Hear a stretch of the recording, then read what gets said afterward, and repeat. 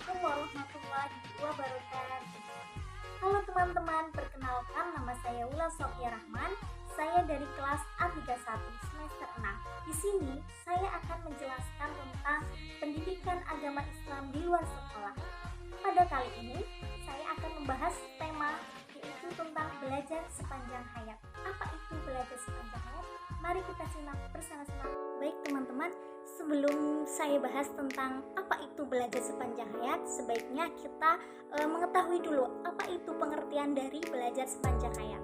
Belajar sepanjang hayat bisa dinamakan dengan kata lain yaitu lifelong learning yang mempunyai makna yaitu pembelajaran sepanjang hayat atau lifelong learning adalah konsep belajar yang tidak terbatas pada ruang kelas formal. Di Indonesia, istilah ini dikenal sebagai belajar sepanjang hayat. Seorang pembelajar sepanjang hayat adalah mereka yang tidak mudah puas dengan keterampilan mereka saat ini. Mereka akan terus berupaya meningkatkan diri, konsisten terlepas dari usia. Nah, apa aja sih media belajar sepanjang hayat itu? Yang pertama, itu ada membaca buku.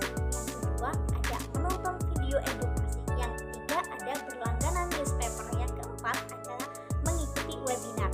Yang pertama, yaitu membaca buku. Membaca buku adalah ilmu pengetahuan yang sangat tradisional tetapi tetap relevan. Yang kedua, menonton video edukasi bisa melalui YouTube atau mungkin video-video di TikTok atau di media sosial lainnya yang bermanfaat. Yang ketiga, berlangganan newsletter. Nah, dengan kata lain kita berlangganan surat atau koran dan lain sebagainya yang di dalamnya memuat tentang ilmu-ilmu pengetahuan. Nah, selanjutnya situ ada bagaimana sih cara menjadi lifelong learning yang menyenangkan. Yang pertama, ciptakan tujuan pembelajaran.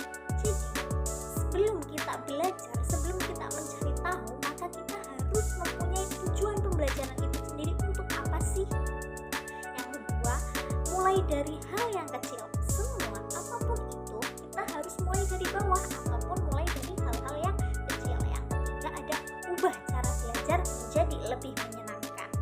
Lalu, yang ketiga, ada kepentingan pembelajaran sepanjang hayat. Nah, atau manfaat di sini. Yang pertama yaitu membolehkan semua orang mendapatkan pengetahuan yang sepatutnya untuk membolehkan mereka mengambil bagian secara cergas untuk memperoleh ilmu baru. Yang kedua ada Paul Lekeren, pengawal pertumbuhan pendidikan UNESCO. Di dalam laporannya beliau menyatakan bahwa pendidikan tidak sepatutnya berhenti pada usia kanak-kanak. Di sini dijelaskan tidak berhenti pada usia kanak-kanak atau remaja. Ia perlu mengiringi seseorang itu di sepanjang hayatnya. Jadi belajar itu dari kita kecil, dari kita anak-anak menjadi dewasa, bahkan menjadi orang tua. Nah, dikatakan juga sepanjang hayat.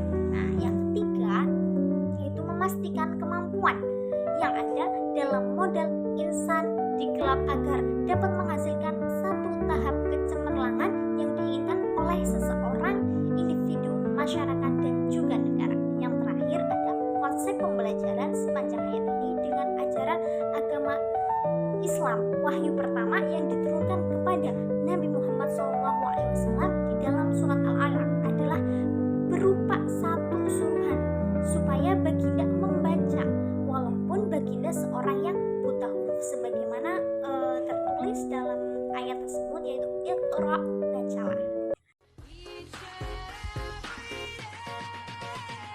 Baik, mungkin sedikit yang saya sampaikan, semoga dapat bermanfaat. Saya harap semoga ilmunya dapat menjadi ilmu baru, pengetahuan baru bagi teman-teman semua. Sekian dari saya, kurang lebihnya mohon maaf. Wassalamualaikum warahmatullahi wabarakatuh. See you again.